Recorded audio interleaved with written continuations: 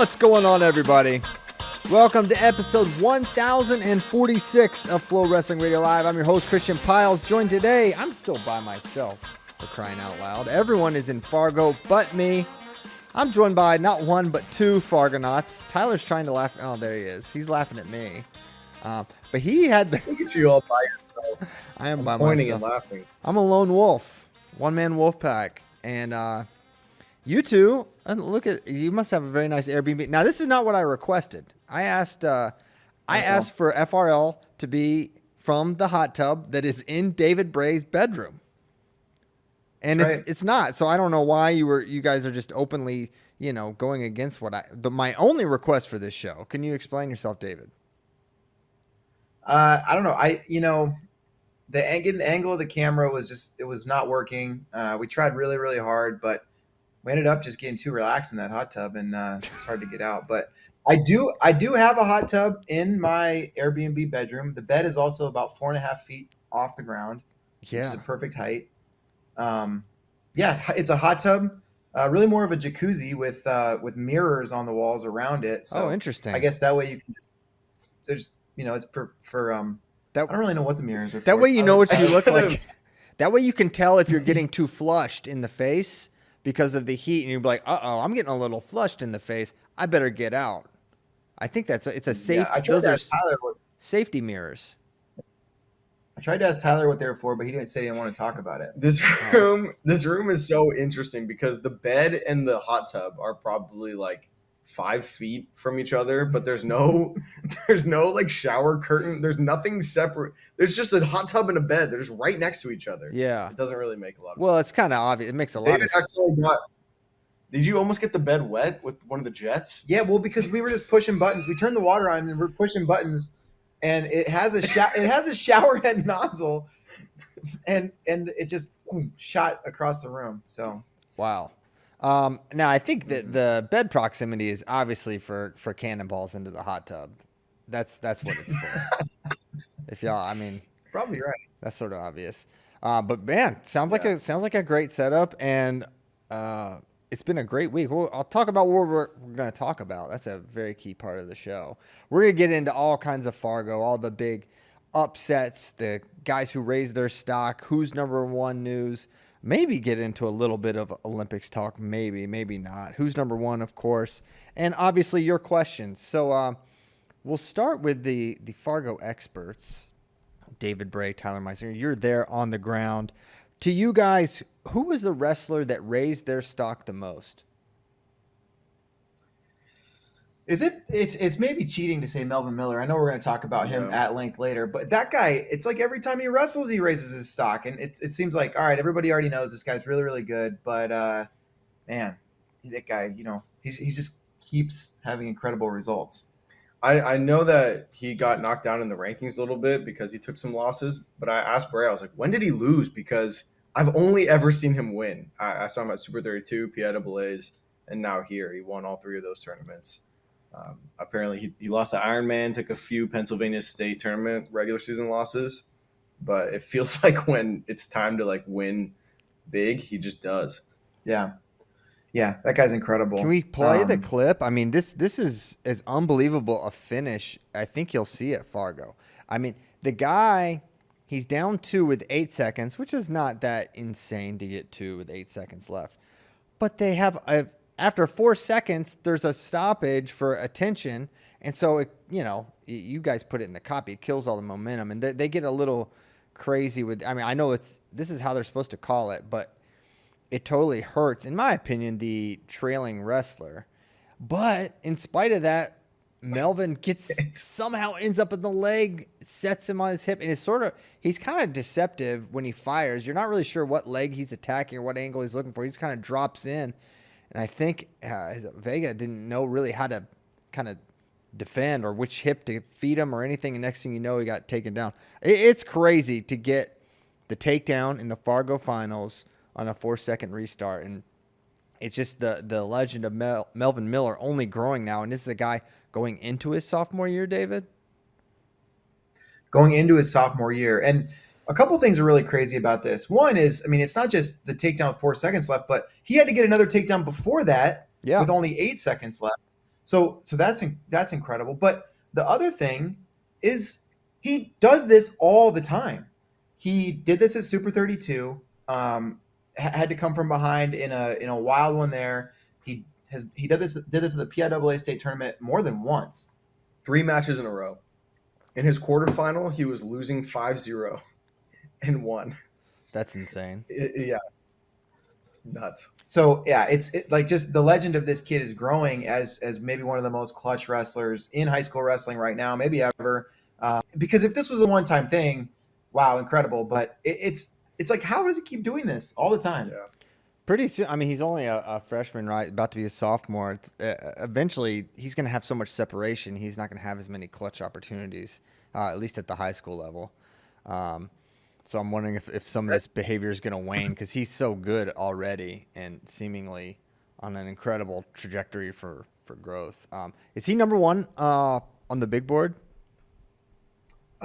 He will be. Yeah, that's Okay. that's basically still working on that. But yeah, he's the one right now. Okay, cool. You talked about like the way he attacked. It was hard to tell like which leg he was going to go for. I think the attack he took was so smart because he knew he was going to have to collect both legs fast. It's like one of those things where you kind of, it almost looks like you're taking a high crotch, but you reach your arm across to the opposite ankle Yeah. and just circle and collect both legs. And he got takedown criteria with like 1 second left. It's something I've seen. You guys are gonna make fun of me, but I know Miles. I've seen him do that like in clutch moments before too. It's like it's such a good attack to take when there's short time and you need to take. Need a quick finish. And another thing, sort of unrelated to that, but it happened in the match. There was the challenge at the end. The rapid fire challenges were amazing. I don't know how they did it or what the technological advancements were that were happening at Fargo that have eluded other tournaments, but it was amazing. It felt like by the time they were getting back to center, they had seen it, they watched it again, they make the call. It's amazing and really something you would like to see. Is there something technological the NCAA can take that they can apply and speed up some of these challenges? Because it seems like partially technology is what slows this down, and whatever it was working at Fargo. They were doing that in the quarterfinals, semifinals, and finals. And I know that technology changes from quarters and semis to finals because at the finals, like they have the jury of appeals or whatever already seated and they have that thing ready to go. But I think partly they just had people stationed efficiently. They had the mats set up efficiently. So there was one official reviewing like 2 or 3 quarterfinal or semifinal mats at a time. And they were just standing there waiting and ready. And as soon as they asked for the review, the jury of appeal would sit down, look at the thing. And then what I loved too was they were really intentional about explaining quickly what they saw and how they scored it. And so on the call, it was great because there'd be an official standing up right next to me that would say, blue wrestler was in on the attack, red wrestler's foot was only part of the way out of bounds, so no score. And then the other wrestler circled out. That's why 1 point, whatever, lost challenge. And so it made it really clear, I think, for the coaches, and they were fast with it. They were just sort of thinking through those details, and it wasn't rocket science. It wasn't like, they invested in some super expensive new technology. It was just planning. Cool. Really want to get into this next wrestler we have on the list, Dunia Sibomana. For me, just personally, this is like the coolest story of all of Fargo. Before we get into Dunia's backstory, I want David talk us through this tournament. How going into it, what was the view of Dunia as he entered this Fargo bracket? Yeah, a couple of years ago, people will probably remember Dunia won a New York State title as an 8th grader, and I mean that was great, that was incredible. But sometimes 106 state titles, they come with a grain of salt because you have to make that jump to the next level. And Dunia has often competed at the best tournaments. He'll go to a Super 32 or he'll go to, Fargo in the past, and maybe he's 3-2, 4-2. He's good, but he hadn't quite gotten over the hump and gotten the big wins or strung together the big wins to be a guy that you consider to be like a definite D1 recruit, like a really high level guy. But This tournament, he had multiple ranked wins. He demonstrated that he's got a bunch of different ways to score. He just, he beat a lot of different types of wrestlers too in this tournament, and he was clutch throughout. And so I think this is a guy that's raised his stock. He's a guy who's been on people's radars and somebody that's really easy to root for, but he was not a guy that you could really count on at a tournament like this. And now, no one's ever going to think twice about, like, you got to watch this guy. Yeah, and Tyler, you shot a film. You helped shoot a film about him. Give a little bit of Dunia's backstory before we play this clip. Yeah, so he's from the Congo, and he was with a group. I can't remember if it was like a couple cousins or he was with a couple other kids, and a group of chimpanzees came and attacked them, and Dunia was the only survivor. He had they kind of attacked his face. And he was brought to the United States for medical care, and that's how he ended up in New York with the Long Beach high school wrestling team, and yeah, that's how he won a state title as an 8th grader, and yeah, I don't know, yeah. Sorry, that was kind of clunky, but no, it was perfect. Let's play the clip of the trailer that we did on a film about Dunia.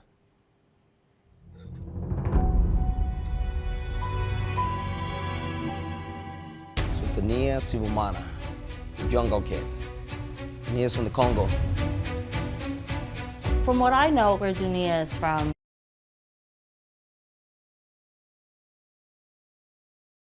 playing on the edge of the jungle. The chimpanzees just came out of nowhere and attacked me.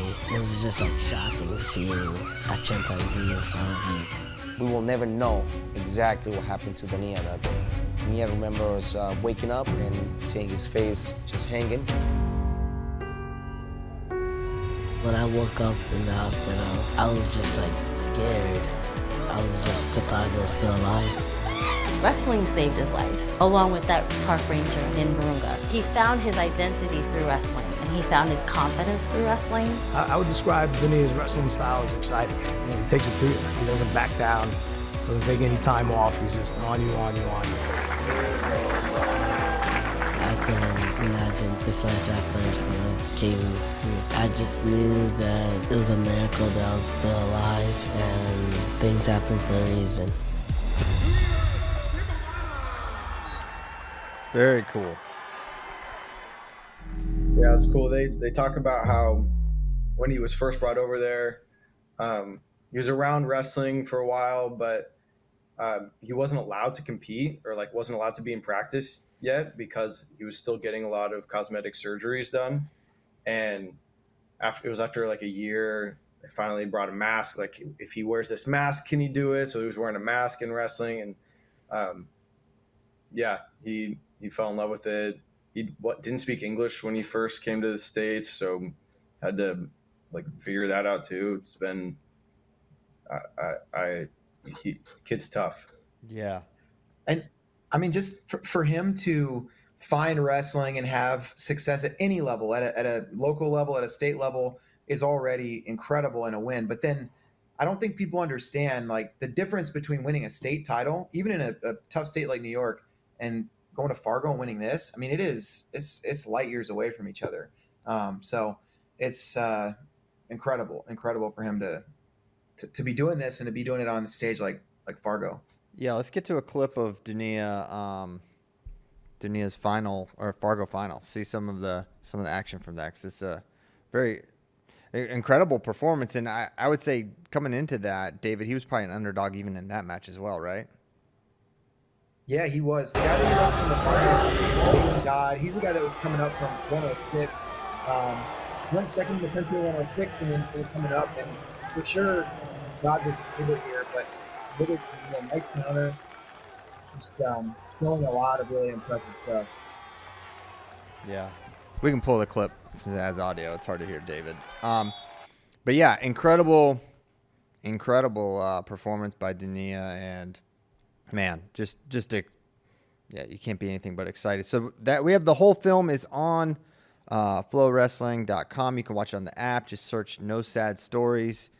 Dunia, you don't even have to do that. If you just search No Sad Stories, you'll see his story and Ian Malszewski and a lot of other inspirational films. And I think we're going to get that on YouTube shortly, the Dunia one. I was talking with Ray about it, and he thinks it'd be a great idea. And we're kind of surprised it wasn't up already. So we're going to post that, given the timely nature of everything. Who else sticks out as we move off of Dunia talk, David?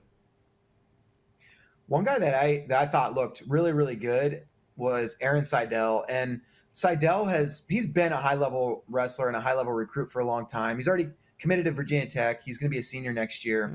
But the thing that stood out to me about Seidel was his underhook. And the guy trains with Chance Marsteller, and he's looking more and more like Chance Marsteller every time he competes.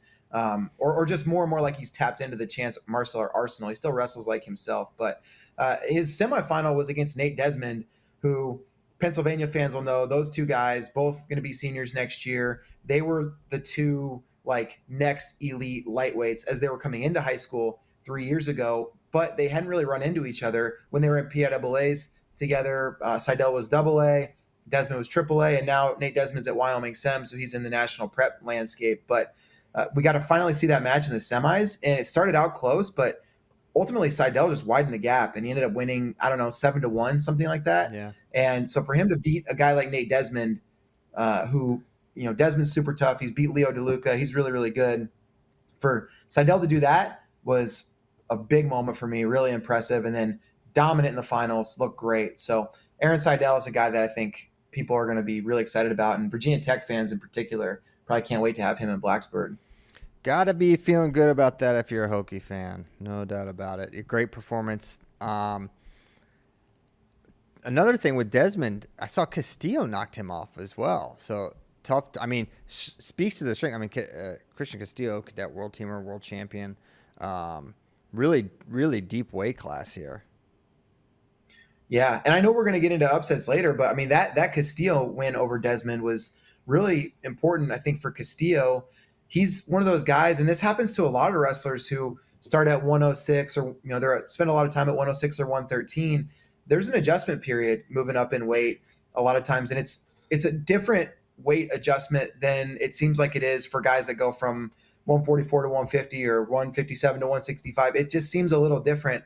And Castillo been kind of waiting for that big moment and that big win. And so for him to beat Desmond, guy who's been a little bit bigger than him for a while, very impressive. And he's headed to Iowa State, and the Cyclones I think Cyclone fans probably were excited about Castillo, but then there's that question. Can he compete at an NCAA 125 pounds? Now he's getting it done against elite recruits. And I think that's a big time sigh of relief, or, just encouraging moment to see for Iowa State fans. Why don't we get to the upsets now? Talk about some of the bigger upsets. We already talked about Castillo over Desmond. What are some other ones? Well, one guy that is headed to Utah Valley next year, he made the Fargo finals. His name's Smokey McClure, which that's a great name. That's incredible. What a name. If you're a Utah Valley fan, you need nothing more than a really good wrestler with a name like Smokey McClure on your team. He was Daniel Zepeda's Fargo finals opponent, but he had a couple upsets along the way.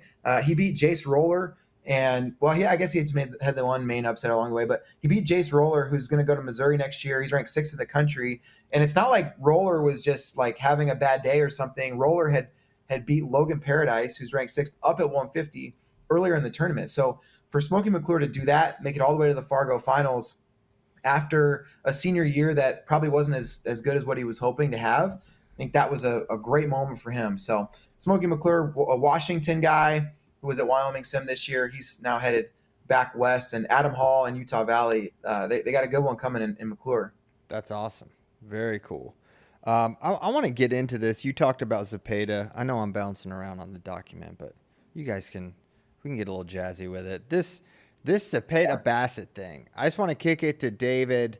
Talk us through this whole thing, because Bo Basset and Daniel Zepeda are now going to wrestle at Who's Number One. How did this come to be? And how did it come that Bo Basset is the one who gave Zepeda the ticket? That was crazy. Yeah, so Basset has wanted this rematch since the match happened originally, and Basset thought he was going to get the rematch potentially at the U.S. Open. Match didn't happen. Zepeda took a loss to his future NC State teammate, Coy Biskins earlier in the tournament. So Zepeda didn't get there to Basset. Then at the World Team Trials, Basset was again hoping maybe Zepeda makes the finals, but Zepeda had his finals week of high school that he had to worry about, so he wasn't at the tournament. Zepeda has also wrestled at a tournament in Mexico that was like akin to the U.S. Open, and he's in the process of trying to decide, does he want to continue to wrestle in he's trying to decide, does he want to wrestle in the USA pipeline or does he want to wrestle in the Mexico pipeline? And so Basset thought there was a chance that Zepeda might be at U20 Pan Ams this last weekend. He wasn't. Obviously, he was at Fargo. So Bassett's not allowed to wrestle in Fargo. The U20 World Team, they were told, no, Fargo, just focus on U20 Worlds, which makes a ton of sense. So we didn't get the match here. So the next time the match can happen is who's number one. I know Basset wants it. Zepeda wants it. He was talking about it the whole tournament. But the question was, can Zepeda win this bracket? And the biggest challenge for Zepeda came in the semifinals where he had Pearson Manville. And if you guys didn't watch Junior Duels, Pearson Manville was taking it to Zepeda. He was up by like 8 points, something like that. Zepeda stormed back. They ended up in a 10-8 match, really thrilling, barn burner type match. So Zepeda had to get over the hump with Manville in the semis. That semifinal was just as exciting, but a little more defensive in nature. It ended up 3-1. Manville was in on attacks that could have won him the match late, but Zepeda used his defense, got the win. And then after the semi, it was like, wait a minute. If Zepeda wins in the finals, which he's favored to do, he's going to get the golden ticket. We're like, well, dude, Bo Bassett's here. Like, he's in the building. He's supporting his brother, his teammates. What if we get him involved in the, in the golden ticket process? It was funny. After his semifinal, when he beat Pearson Manville, he came up to my camera and was like, I'm the number one wrestler in the country. Remember that, and walked away. So it was like, is that a chirp at Basset too? Like, of course. Yeah. And if you guys know, I mean, high school wrestlers a lot of times are a little pretty reserved and they're not thinking about promotion and social media and all that kind of stuff. But Basset and Zepeda are both extremely aware of social media and the influence they can have. They're both really they're eager to promote matches and they're eager to have big matches and big moments. I think probably they love big moments just as much, if not more, than big matches, both of them. And so I was like, man, this would be pretty cool. And I didn't, I wanted to make sure Basset was cool with it. And, the Bishop McCourt crew was cool with it. So I just had a conversation with them after the semis, like, hey, I don't know, I have an idea. I don't know if you think it's good or if it's cheesy or if it's too whatever, but I think it's going to be pretty cool. And Basset thought about it for a second and was like, yeah, wrestling community is going to be into this. This is going to be the type of thing that helps, people say grow the sport, but it's like, this helps get wrestling people excited about an event, about a match. And so Basset was all for it. So we got to interview him before the finals, made the plan. Then he gave the golden ticket to Zepeda. But even before he gave the golden ticket to Zepeda, Zepeda, after he won, he came right up to the commentary table after his finals match. And he's like, hey, Basset, rematch. We got to set it up. It's like, I think it's a good idea, but we already had this planned. And so it turned out great. Both guys were super pumped about it. And we posted the Instagram reel and the Twitter post, and both Basset and Zepeda commented on it. Tons of good comments on that. And just, you can tell, like, these guys, they're going to throw down on the mat. Like, there's no love lost on the mat, but they're both about the same things. They both respect each other a ton, and both of them cannot wait for this rematch. And so I can't either. Classic East Coast, West Coast rivalry. It's like we're back in the late 90s. No, it's incredible. I'm so excited for this match. I mean, you think about Bo and just his, undeniable popularity in the sport as a high school wrestler, rising junior, has 110,000 followers on Instagram. It's sort of unbelievable. And then you've got this guy who pinned him at who's number one. And the fact that, how growth happens and there's ebbs and flows for who's number one. The fact that these guys are going to be the same weight and it's the right number one versus number two matchup again. And we got this way. I mean, so we could say right now, September 29th, Johnstown, Pennsylvania, that's when and where who's number one is going to be going down right in Bo Bassett's backyard. Can imagine big turnout for this and for all the East Coast guys that are going to be there. So excited for this who's number one. And we got to be making that one the main event, right? That's got to be the last match of the evening. That's going to be an incredible match. I'm already so excited for who's number one. Yeah, and there's not a bigger match I think you can do right now than that one. People are so excited about the match. And I mean, the matchup itself and just the popularity of those two wrestlers is got to be close to unmatched. But then the other elements surrounding each of those wrestlers add so much to it. You know, Basset, part of that Bishop McCourt crew, and they've had a lot of that PIAA kind of drama and interest, and that anytime Bo Basset is competing, there's that storyline that's attached to it. And then with Zepeda, you got Daniel Cormier and the Gilroy crew. I mean, you know, you've got a UFC legend in the corner that's helping support and promote the match, and that's unreal and unprecedented. And so, yeah, all the factors are coming together, and it's just going to be, it's the main event. It's incredible that we've got a main event set like the night of the Fargo finals. Yeah, amazing match. And I'll call on you in just one moment, Tyler. Only thing I want to say is there's no way this match is not full of action. Like these two, it's impossible for these two to have a boring match. It will never happen. The last match, although it ended with a pin for Zepeda, was pretty exciting up until that point as well. Like it was like, oh, is Bo gonna come back? And then he got pinned. It was insane. Tyler, what you got? I just wanted to get a quick plug in because we're editing. I'm gonna edit like a little longer video of the Basset Zepeda saga that happened yesterday. We got a little interview with Bo. We got a little interview with Zepeda. It's gonna come out today later. So sweet. Today, you say? Yeah, today. Okay. You say today. I'm gonna be looking for it today. I'm gonna tell Caleb Piles today, and he hounds me more. You say today, and I say tomorrow. That's really funny. You did a hello goodbye thing because, well, I'll tell you this. Today, I left and I was driving to work, and I got into Austin, and I realized I did not have my wallet, which allows me to get into the parking garage and into the building. So I literally turned around. I drove home. I got my wallet, and then I drove back, and the kids were up at that point. Normally I leave before they're awake. And I sang hello goodbye to them. And now the fact that you're saying that is sort of strange to me, Tyler. Just some cosmic connection here. But it was another cool thing about this is totally unrelated to anything we're talking about, is when I left in the morning the first time, it was like the thunder was rolling. It was like, all right, a storm is about to happen. And there was like, I looked at the radar app on my phone, and I was like, oh, the storm is coming. It's coming from north to south, the direction I'm driving. So I'm literally like in the rain. I'm trying to drive south to avoid the rain, and I'm doing it successfully. So I'm like this incredible, like, you know, storm chaser, except evader. And I get away from it only to drive right back into it and deal with all the rain nonsense that does to the traffic. So that was highly annoying. But anyway, enough of my struggle. That was today? That was today, yeah. So that's why I didn't get to... That's a Monday Blue. It's Thursday, though. Darn. Thursday, yeah. I said it was a Monday Blue. It would have been. Anyway, okay, so that's cool. But we made it, and very excited to see that video that Caleb Piles will hound me about the moment he realizes it exists until it's not up. Mm-hmm. I told him that we had an original plan for the Chance Marsteller film to come out in July. I told him that 6-7 months ago, probably a long time ago, while we were still shooting it. I was like, we're thinking probably July. So he's like, and now he's asking me as it gets closer. It's like, yeah, last I heard was July. And then he's like, is it early July, mid July? When is it? And then now we're thinking it's going to come out. This project is so insane and so incredible and so big. It's unlike anything we've ever done. And so with that, we're building out some extra programming and some stuff that's going to make it even more awesome. So it's going to get kicked back to like December. And I told him that that's the plan right now, I think.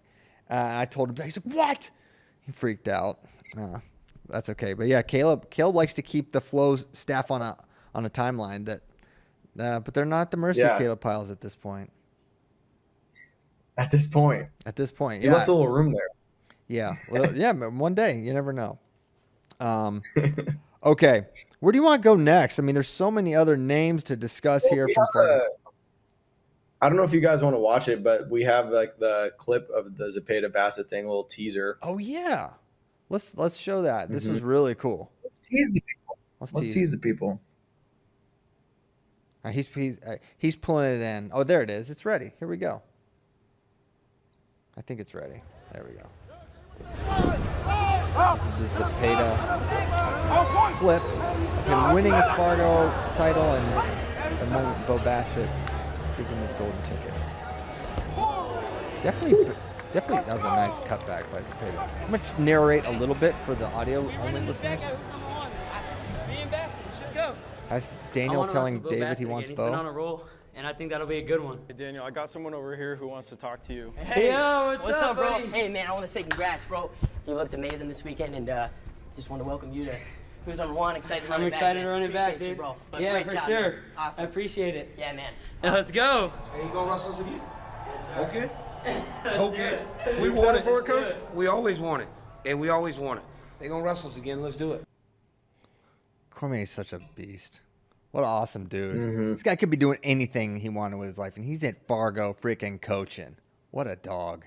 And dude, you see Cormier in the corner of the Fargo finals, but like people don't know. I mean, this guy's in the corner in the round of 256. Yeah. He's there for 3 days. Like just it's incredible. He's there to coach. And how long was Henry Cejudo there? Was he just there as like a Henry Cejudo, or was he actually coaching? What's he up to?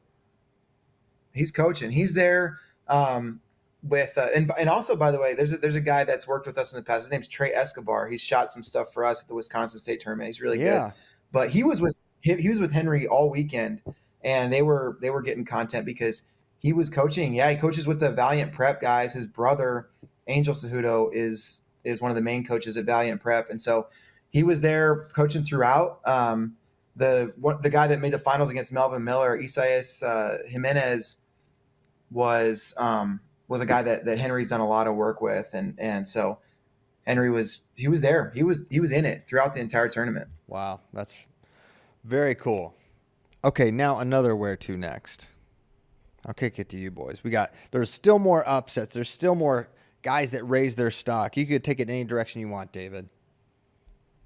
All right, let's talk about 2 college guys that are going to be freshmen next year. One is the guy I just mentioned, Jimenez. This guy's going to Penn from Valiant Prep. And if you guys don't know the Valiant Prep story, it's incredible as well. It's a wrestling school. That's all they do there is, I mean, like all the teachers, half the teachers, like the math teachers, like, oh yeah, I was a 3-time NCAA qualifier or whatever. Like they're all wrestlers. And I think all but like 2 of the kids in the entire school wrestle.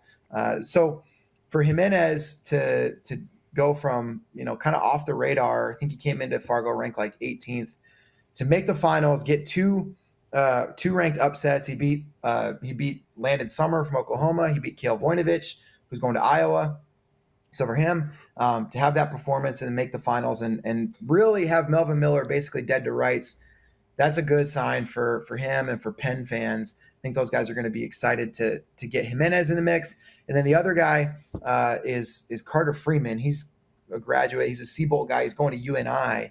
And he beat number 9 Kellen Wolbert, number 12 Dalton Perry, and number 20 Aaron Cement. Wow. So from unranked to just a really incredible 3 ranked wins performance. UNI fans, there's already, it seems like a little bit of upside with UNI guys once they get in that room. Seriously. And now you see what he's capable of. So I think Carter Freeman will be a big time name for Iowa or UNI fans.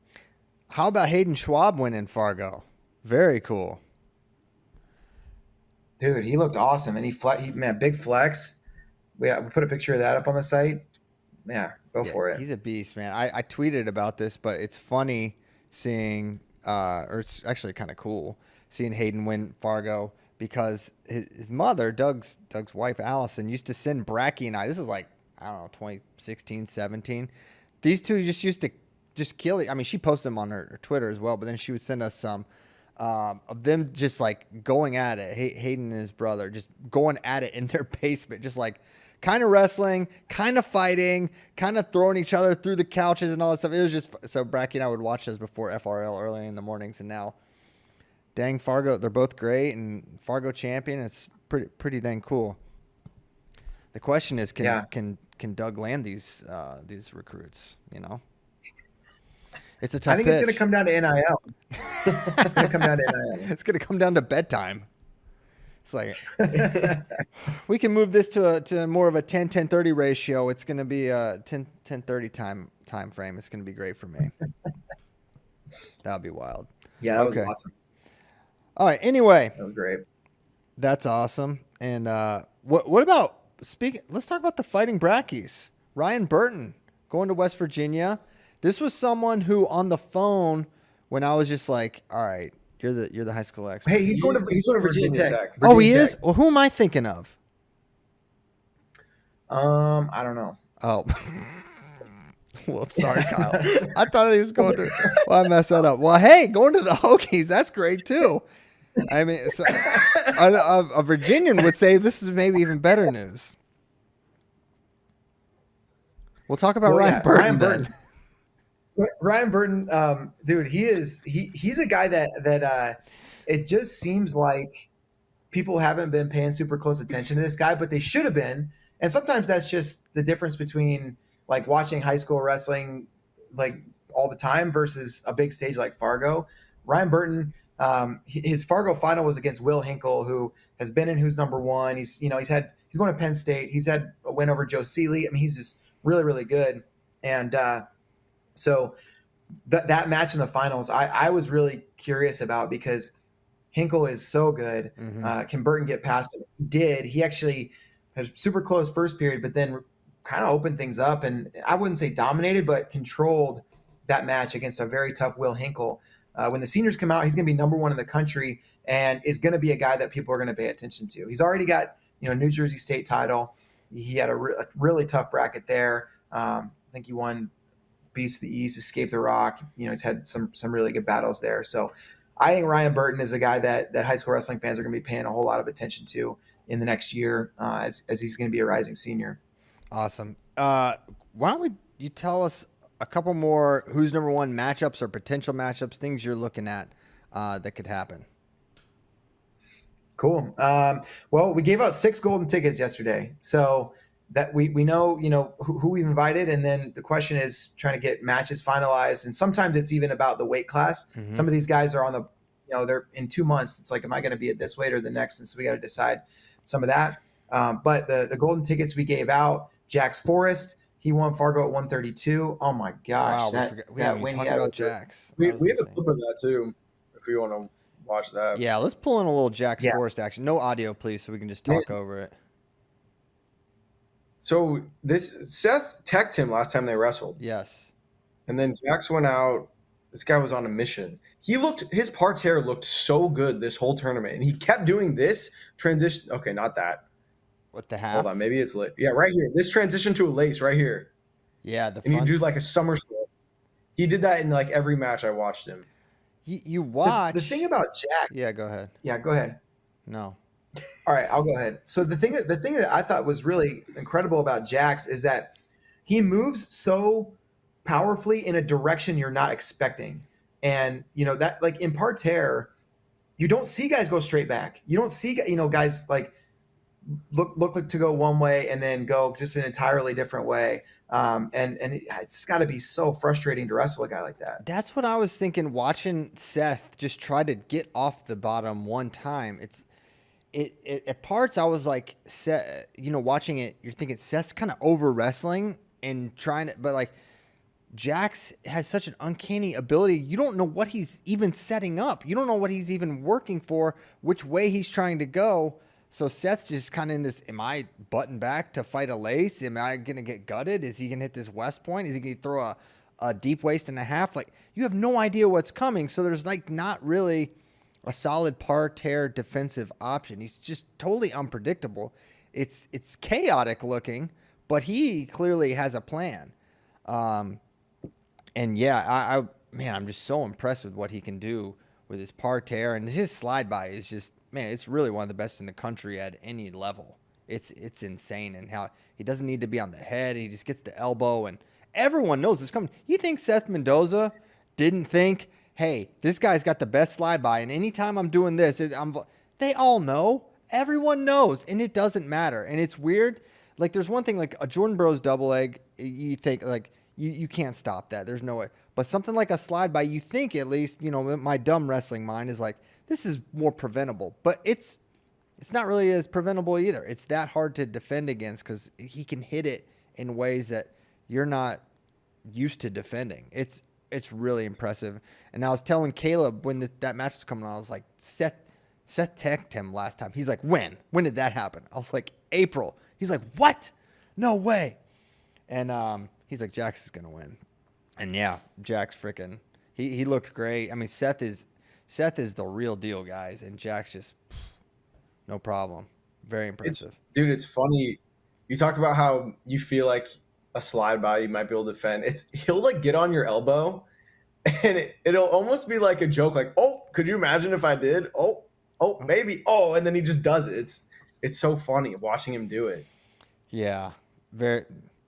It's hilarious for everyone but the person that he's facing. less jokey for that individual. But yeah, what a job by Jax. Who's he going to wrestle though? That's what I'm trying to find out. So that's the question. I mean, right now the number one guy at the weight is Marcus Blaze. So, but there was a question. You know, last time I spoke with DeForest, there was a question: is Jax going to be 132 or 138 by the fall? So that's the question. I mean, if he goes 138, the matchup that would be super interesting there is the guy who just won last night, Sergio Vega, who has a style that's almost as unpredictable as Jax's style. He's got crazy counters. If those two wrestled, the scrambles would be ridiculous. So I think it's a win-win for Jax. I mean, if it's Marcus Blaze, that's a match everybody wants to see. Gosh. If it's Sergio Vega, that's a match everybody wants to see. But two very different types of matches. But yeah, so a little bit of conversation that needs to happen there. What did you guys think about Sergio Vega taking it to Drew Gorman last night? That was wild. And taking it too is weird because that's how it looked on the scoreboard. But the match and the way Vega wrestles, you feel even in a lot of the positions like, oh, he might lose this position, and then all of a sudden, boom, he's got points. Yeah, he's tricky. He's tricky for sure. Didn't Gorman get the opening takedown, and then it was just all Vega blew from through there? him. Yeah, that was impressive. Really good performance there. Are the Rainey Bros in the mix for anything?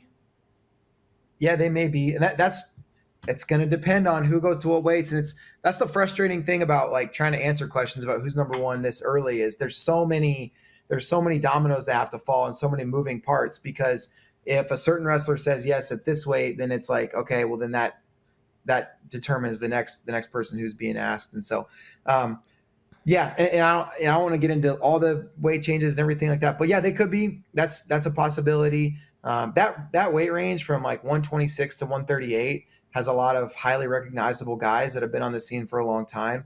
And so trying to figure out how to put those pieces together is going to be a little bit tricky, but certainly the Rainey Bros could be in the mix. Yeah. Man, Blaze Forest. We'll see. I mean, how is that not like a main event too?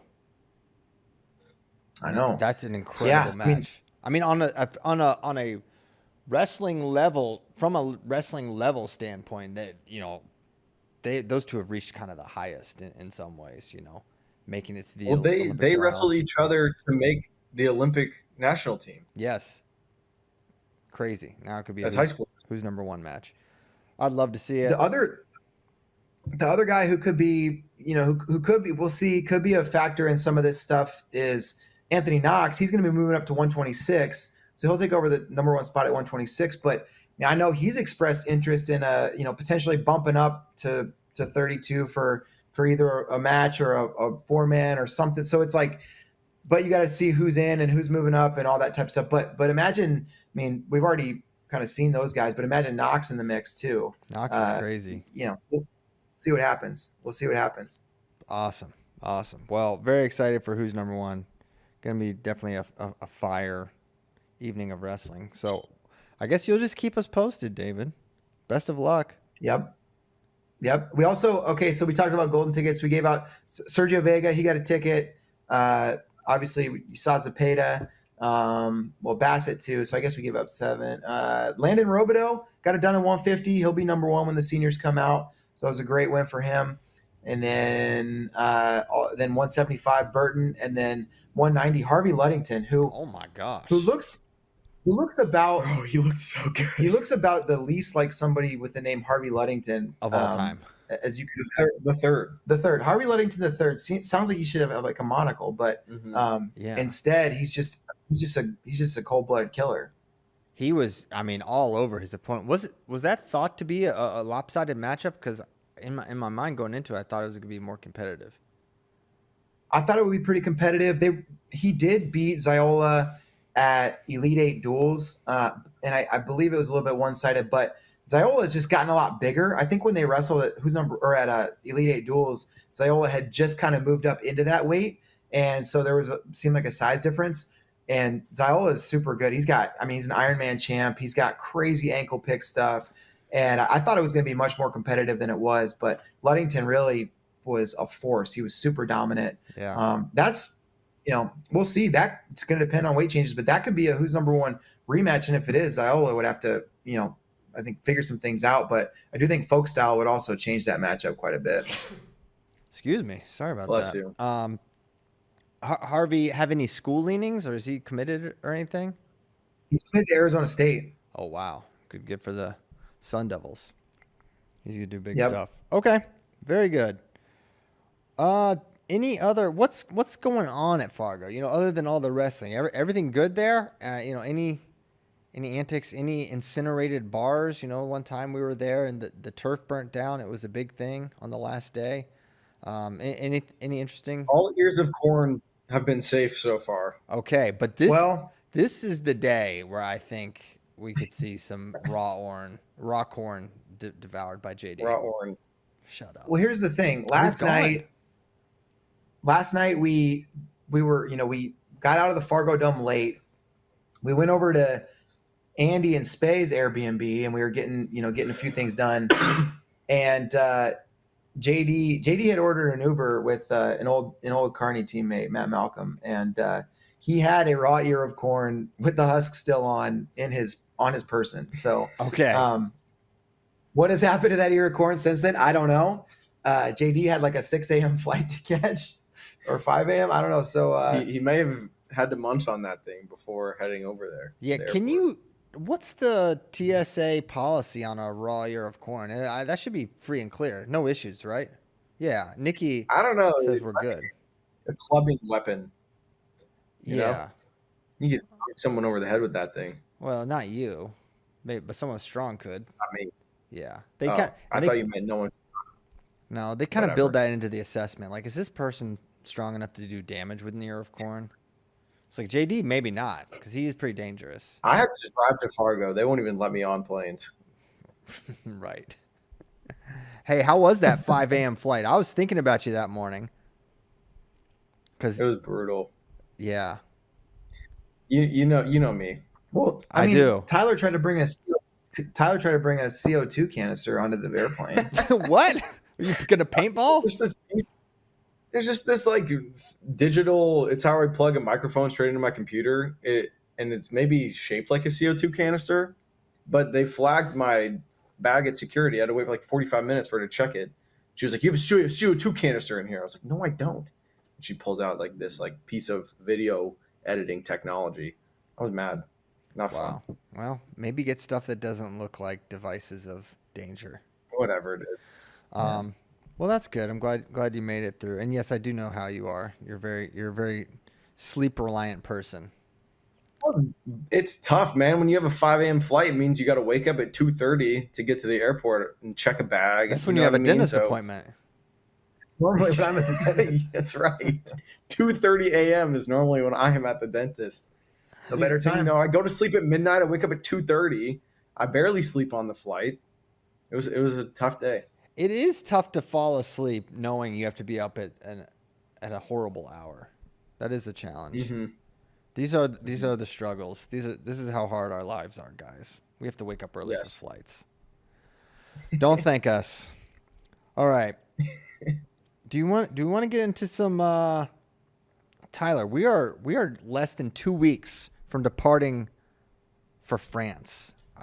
Is your mind wrapped around that reality that we're going to be on the ground at the Olympic Games? Honestly, no.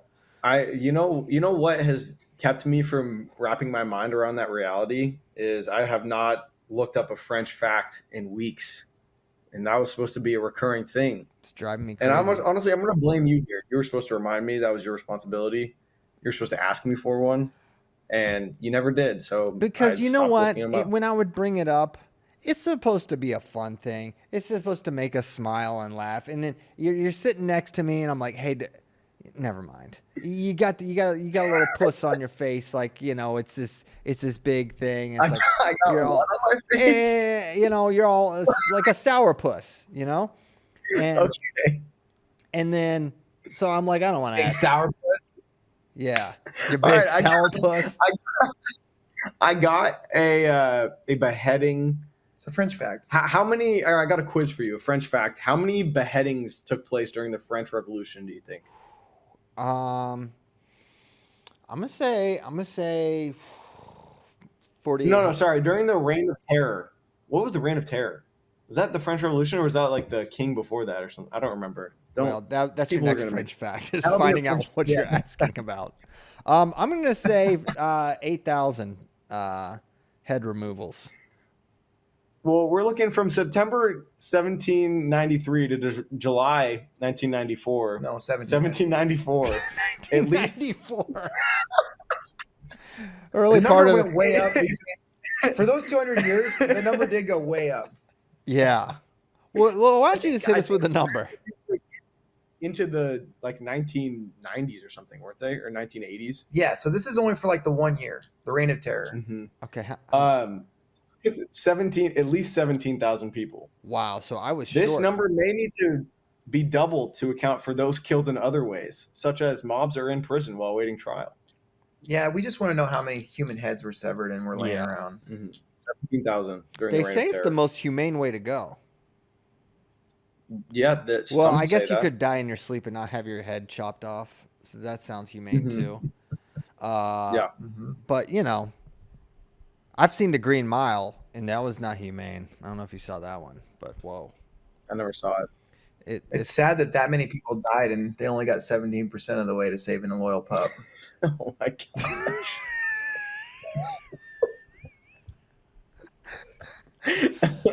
Oh my gosh! You either got to explain that or just tell people it's an inside joke. All right. Hey, look, this guy may be listening. There's a musician named Ethan Carl. We heard him at NCAA's. We went to a Greg Warren comedy show, and Ethan Carl, he opened up, and this guy wrestled at Marysville in Missouri, so he's a wrestler. But I was listening to his music, and I found that he has this song, and it's called "Dogs on Death Row," which that's a compelling title. You see a song called "Dogs on Death Row," you got to listen. Yeah. And the premise is that there are too many dogs on death row. Yeah. Who doesn't agree with that? You You know, I'm with them. I agree. but then he says, there's a line in the song that says, "I would trade one loyal pup for 100,000 men," and that ratio is that is a surprising ratio. Yeah. One loyal pup, 100,000 men. I mean, I lived in Wyoming for years. 5 dogs, and that's the whole population's off the map. Yeah, that's tough. We That's- love Wyoming. That puts it in perspective. Yeah. And we surveyed the whole team. We were like, how many men do you think should be put on death row to save a dog? And I think the only person who agreed with the 100,000 men was Andy, who, as you know, is very fond of his dog. He's big. Yeah, he would probably. What's his dog's name? Boomer? Boomer. Boomer's a handsome dog. Boomer might be worth 100,000 men. Yeah. All right, but you get to pick him. He's loyal. Yeah, one loyal pup. So, anyways, that's You have why to look him in the eye and say, "This is for him." this is for Boomer. Yep. All right. Well, Just gotta hope that geek blade doesn't get too dull. That's right. I met this guy when I was at the. I was eating dinner before NCAA. He's a very, very nice guy. So check out his music, particularly Dogs. He sang on the Death. national anthem. He did sing the national anthem very well, much better, I might add, than the lady who sang the national anthem at the All-Star game. That was not Yes. good. Did you see her post Yeah, she's in rehab. after? She's in rehab. She's like, "I'm not gonna lie to y'all. I was drunk. I'm going to rehab." You know, I don't want to put too much on David's plate, but if we were able to get her for Who's Number One, like the redemption, she needs to get out of rehab. The way I'm thinking about it, September 29th, we can get clean, recovered, and then her first act could be singing the national anthem at Who's Number One. We should get the WNO team involved with this because I think that would be big. I'm going to push all the matchmaking to the back burner until I can secure that. Let's get a rehab update, once a week. Like, how's it going? Are we feeling like 30, 60, 90? Where are we at?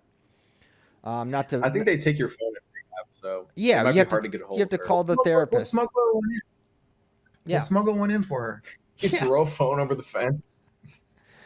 We're not trying to make. We're just joking around. We're not making light of rehab. No. Yeah, Tyler kind of was though. Honestly, of all of us, it kind of felt like he doesn't take it seriously. Me? Okay, let's get to some questions. And I don't know if this question was asked on the FRL I wasn't on, but I liked it a lot, and I'd like to ask it. So Tyler, you can let me know if this was asked and answered already, but it's not answered by me. So here we go. Question from Cornell Kevin. Are people writing off Yianni's career too early? Questionable calls versus Lee at Final X goes away. He would likely be a two-time world silver medalist, having been seeded second at 23 worlds, in parentheses, weak Sebastian side of bracket. Child's performance equals concussion weeks earlier. Yeah, I think there's excuses and then there's reasons, right? Like, I think this is 100% a great take and one that I would agree with, and one that, we've seen wrestlers. I mean, I think Zane Rutherford is a great example. You take Zane and you look at his 2021 and his Olympic trials performance. He lost to McKenna. He got teched by Nick Lee, and you're thinking, oh man, maybe it's not going to happen for him. And then he tried to make the team in 2021, World Team Trials at 70, didn't make the team, and you're like, oh man, this is not great. And I'm pretty sure I'm right about that in 2021. Correct me if I'm wrong, David. But it didn't look good for a while there, and then got it together, made the team in 2022, World Silver, World Champion. We see turnarounds like this all the time, and Yianni's the talent's not in question. His desire to be the best is not in question. This guy, you look at his debut in 2019. This is kind of what happens when you're really far ahead of schedule early. Like, this guy, he won NCAAs, and 1 year after that, he beats Frank Molinaro, Jordan Oliver, and Zane Rutherford in consecutive order at the U.S. Open. You're like, oh, and Yianni's here. And then he beats Bajrang a couple weeks later. So you kind of get, things get a little, when things get ahead of schedule like that, your mind and your imagination can kind of go crazy a little bit about what they're going to be. And then there's lulls with that. And he had some lulls, and Yianni's lulls are not making the world team and not making the Olympic team. And right. So those are like the lulls for Yianni. And I think it's a great, in my opinion, the concussion totally derailed Yianni in his training. I don't know this factually. I just can put things together. I know for a fact after that concussion against Nick Lee, when Nick Lee beat him, he had to remain in the hospital for a period of time afterwards. He was not right afterwards, and that, we all know, a concussion that stops your training in a major way. I know this for a fact. The weight cut was an absolute problem. Is that related to concussion? That I can't say. But he did not have a good performance at the Olympic trials at all. Now, on his best day, is he beating Zane Rutherford? That I'm not sure of. So I'm not talking about like he should have or would have or could have. But I'm saying this is only to say you should be excited about Yianni's future as long as he's remaining in the sport, and that there's a lot of winning on the other side of that. And things happen, and he's still young, and he still has time to be, and he's already a world silver medalist in 2022. And I think the points made here are extremely appropriate. I agree. I don't think that I'm willing to pencil him in as a second-time silver medalist, like right off the bat in 23 if he made the team. I agree with that. Like Tavania, still very good. Even Seabass looked great at that weight, so he'd have to beat one of those guys, which isn't a guarantee. But I still think that there's plenty of years left in Yianni's career, and I do think that the weight was a struggle for him. Kind of, he was there in Pennsylvania when we were there with the Bishop McCourt crew, and he looks a lot bigger. And he talked about a little bit how tough the weight was, and it sounded brutal for him. So, and you talked about maybe that had to do with concussions. I think it does. Like you hear about Austin Gomez when he was cutting down to 133, like he was having all those concussion issues. When he made his return to wrestling at 149, I don't think he's had a single concussion since moving his up in weight. But obviously, the lack of water in that like brain barrier leads to more concussions more easily. Yeah, absolutely. I think another important part of that conversation when you're talking about something like people writing off a guy like Yianni is, I mean, I know it comes up on FRL all the time, and with wrestling diehards it comes up, but 65 kilograms is just, it's a weight class of legends always, period. And so like even if Yianni was all the way 100% ready to go, you still have to beat like guys that in other weights, you don't have to beat this many type of guys. You don't have to beat two-time NCAA champ Nick Lee just to get to, you know, in the Olympic year, three-time NCAA champ Zane Rutherford, or just to get to, you know, a guy like James Green who's won world medals. I mean, think about like Jordan Oliver's college career, and Joey McKenna. Think about like, I mean, Jordan Oliver's college career compared to his international career, and that guy's not going to be on any, you know, best of lists because of his international, you know, his accolades there just weren't, you know, didn't add up. But it's like, that's the type of guy you got to get through just to be on the team at 65 kilos, you know? And so I don't know, that weight class will always be one where it's just so hard to fully account for how difficult it is. And then to think about that, the rest of the world is similar. And so that weight always so good domestically and then internationally. So it's a hard one to establish yourself as a legend. Yeah, you think about the 66 or 65 then with when Pico and Molinaro made it. You had Brent Metcalf and Jordan Oliver and Logan Stieber. It's just like if you added up, Jason, as all these national champions, it was insane. 1 through 16, it was all legends. And you know, had Zane Rutherford, who had just finished his sophomore year and smoked his way through, and he actually made the national team that year. Jimmy Kennedy. I mean, there's guys I'm forgetting, but just an absolute gauntlet. And you're right. You forget just how deep this weight class is every single year. So that's a very important point as well. I got a request here from Jason Klein, who somehow still has an egg emoji. These are or egg avatar. These are that's a relic there. But he wants the Melvin Miller versus PJ Duke at who's number one. But is that the one you're eyeing for PJ? So we'll have to see. All right, the ball is going to be a little bit in PJ's court. So there's a couple factors here. PJ Duke, that guy is transcendent, right? Yep. He is competing on a level that very few people are in high school wrestling. And so there are some decisions to make there. It's like, do you want to try to make a pound for pound type matchup with Ladarian Lockett? Those guys have wrestled before. They're weight class apart now. Is that the match to make? That could be, right? If you're thinking about staying in the 157 range, Melvin Miller obviously won a bracket that included Vince Bouzakis yesterday, but Bouzakis injury defaulted after the quarterfinals. So we didn't get to see him in the semis or in the finals. And so we don't know how that match would go. Is it a situation where maybe you try to get a Melvin Miller, Vince Bouzakis match and the winner gets Duke? I don't know. But I think that match is possible. I think it's on the table, but there are some decisions that are we're gonna have to make there. Duke versus Lockett is an insane match. I know it's happened before, but it feels like since then they've both only improved and their star has risen even more since that time. 100%. I'm gonna let Tyler answer this one. If you could pick one transfer out of the U.S. and bring back to compete for the U.S., who do you pick? Bring him back. Bring him home, Tyler. We're breaking up. What'd you say?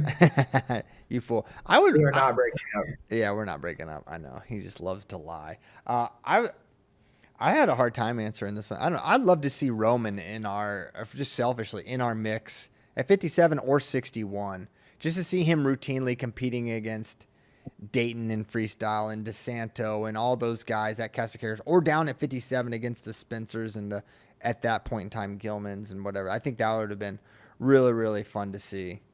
At this point, Stevan is such a distant memory of American medals that, I'm more resigned to it.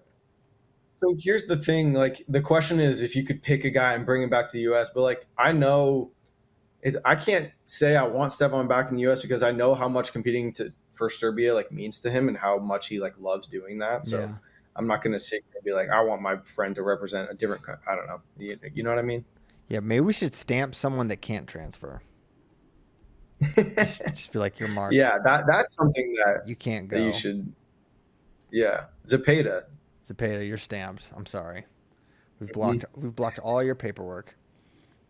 He told me Cormier is kind of trying to stamp him. That's what's I think a big part of his consideration is Cormier got the opportunity to represent the United States and he's made the case to Daniel like there's nothing like it. So I think that's a big I think that's the conversation in Zepeda's head is like, man, do I want to listen to what people are telling me about opportunities in Mexico to have a much easier path to represent the team, or do I want to listen to what my coach and mentor Daniel Cormier is telling me about what it would mean if I did do everything that it takes to represent Team USA? I feel like for age level guys, it's like, do we have to? Why make that decision now? Because there's no takebacks, right?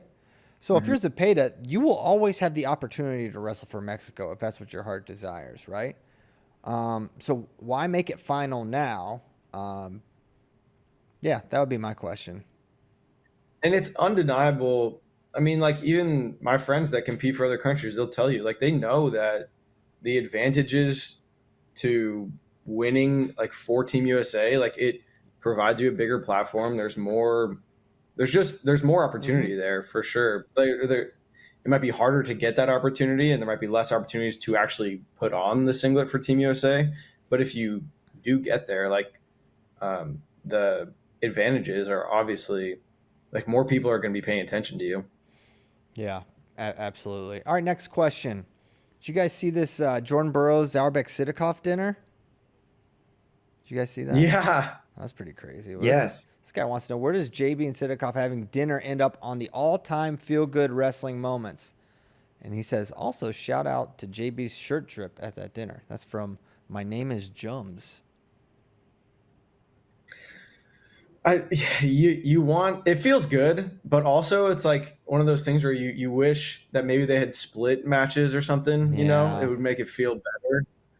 When Sidakov won both times they wrestled each other, it makes it feel like a little, oh man, kind of sucks. But we need an American to beat that guy other than Brent Metcalf in like 2004.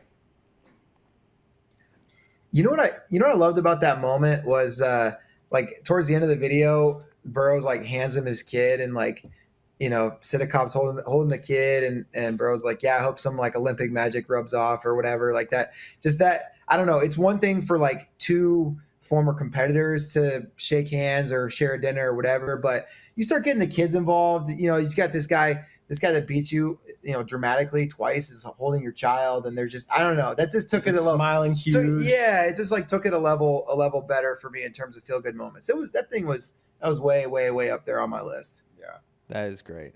I'm gonna skip a couple down, Nikki. The real Avery Lynch. Why did so many people miss weight at Fargo?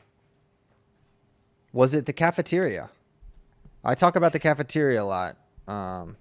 It's got great food. Is this what happened? Because Casey's breakfast pizza. Casey's breakfast pizza, too close to the Fargo Dome. Any theories, David? Mm-hmm.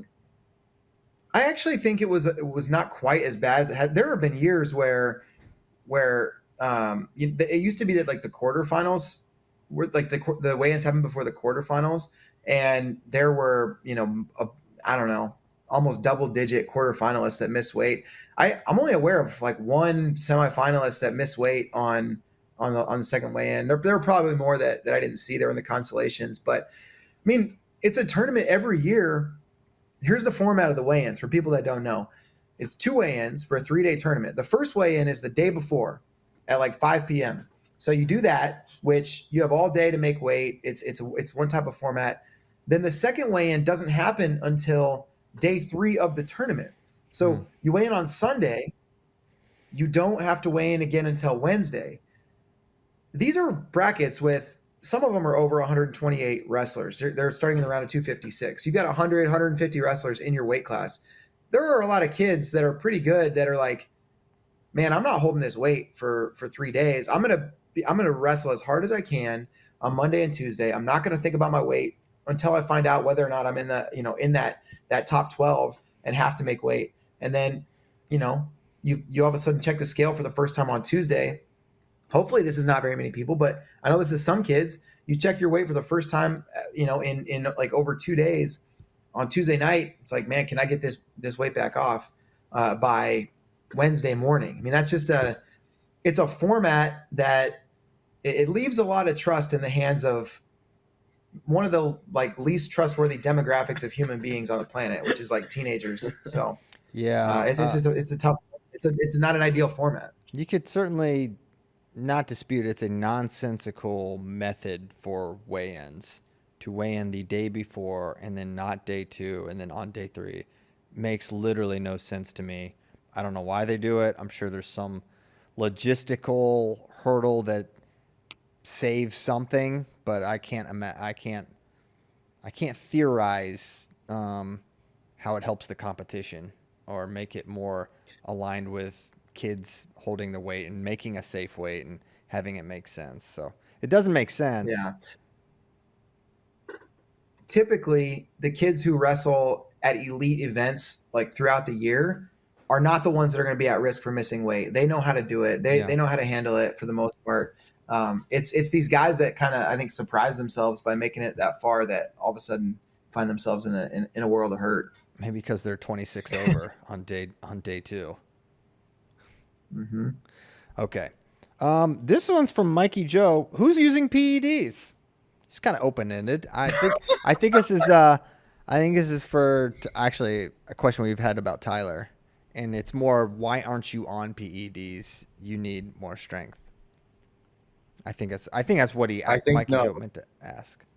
I thought you were going to imply that like I'm obviously on PEDs. And I want to know. No one thinks that. What my symptoms are. No one thinks that. Not yet. Did you ever think about PEDs? Just getting on a little, just a smidge when you were a small 165 pounder. I'm sure it would have helped. Anyone say, hey? I've never thought about using PEDs. I almost like fed into this and like started joking about it and saying yes, but I don't even want anything to get twisted. Yeah. You know what I mean? It's like college athletics. You don't want to, don't want to even joke about those things. Did you ever overhear or any conversations in wrestling PEDs? No, never. We it was very strict. Anytime anyone was taking any supplement, you had to run it by Josh first. He would like read the ingredients. They're pretty on top of it. Nice. Okay. Bray, do you have any theories on who's using PEDs? Spay? I've had a suspicion. Well, probably Spay. I've had a suspicion about Arnold Schwarzenegger for a little while. That's unfounded. Yeah. But, so he's a guy that I just would like to know a little bit more. Yeah. We'll just start looking into it. Okay. That's a good question from Mike and Joe, though. I don't think Roger Clemens did. Yeah, he did a lot. He did a lot of PEDs. Is that all of them? Christian obviously not any. Oh, we got a good one. I'm gonna make you cry on the air. From Leshes Moore. Hey Piles, the boys did an amazing job at Fargo. Extremely professional. It was really wonderful. Please be sure to plug them on FRL. I think it was the best Fargo so far. Not one glitch or hiccup that I saw. Just solid wrestling reporting. What do you think about that, guys? I thought it was great formatting. The way it was just sentence. It's almost like you wrote a poem. Yeah, like a little complimentary haiku. Except it didn't really fit the parameters of a haiku that we all know. I appreciate the haiku from Leshes Moore, and I mean, we have a good team. It's exciting to work with a team that like wants to be there. They love it. They care about it. It's great. I really want to go next year. What I think made us really effective is the fact that you're not here. Well, wait till next year. There's room for you in the hot tub too. Let's go. How did you find is there a filter on Airbnb where you can click like hot tub in room? Yeah. It's a special filter. You got to know how to use it. Christian knows nothing about Airbnb filters. It's not actually a filter. I'm in a couple online groups. Oh, I'm okay. in a couple online groups that we just, it's an insider info type of situation.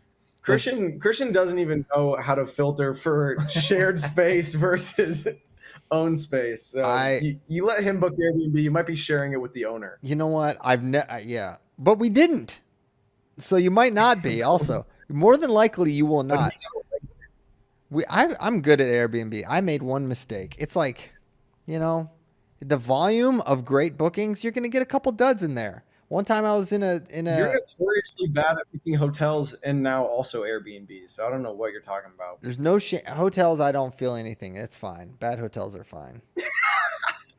One other interesting element of our Airbnb here is we do have we did select entire house or whatever. Mm-hmm. Okay, so you walk in, no shared space, but there is also a basement underneath. It's not connected in any way to the upstairs. But as you walk in at night, you can see lights on, like in the little windows in the basement, and there are people down there.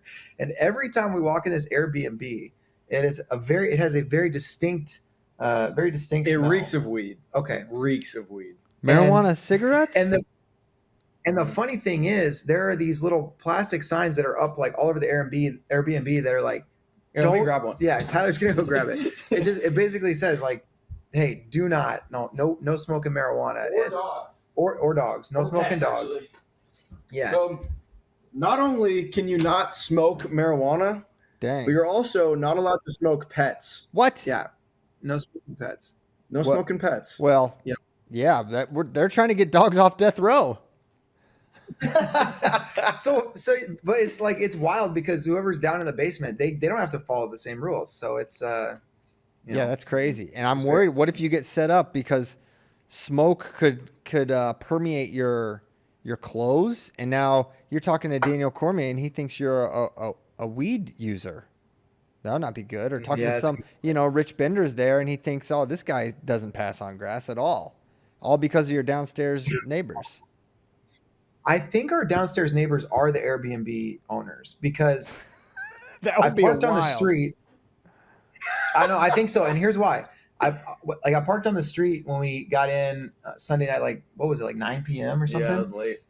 And within like 3 minutes, I got a text that was from the Airbnb owner that was like, hey, you can't park on that street on Tuesday nights because it's like it's a city law. So you got to park on a different street. So I'm like, well, they're definitely just know where I parked. Yeah.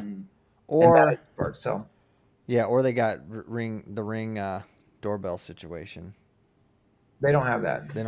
They're down there blowing flat clouds, looking out the window, seeing where Bray parked, telling us we can't blow flat clouds. Dude, and Tyler's hot about that. It's like, Tyler's like, where am I supposed to put my clouds? Okay. Well, I think we did this show. When do you guys get back here? I'm literally the only person. Grappling's gone. I don't know. Yeah, I don't want to ask that question, Nikki. Yeah. We got Thursday.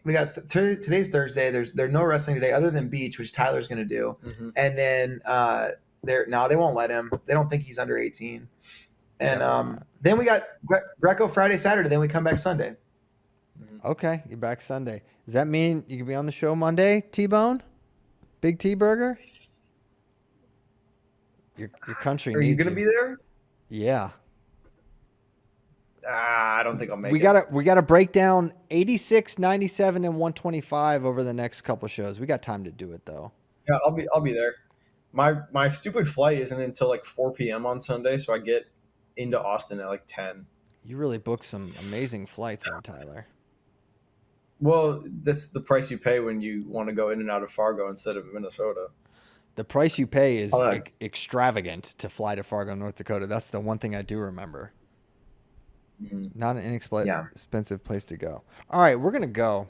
The show's officially over. I thank Tyler and David for hopping on so much. Great job at coverage. Thank you.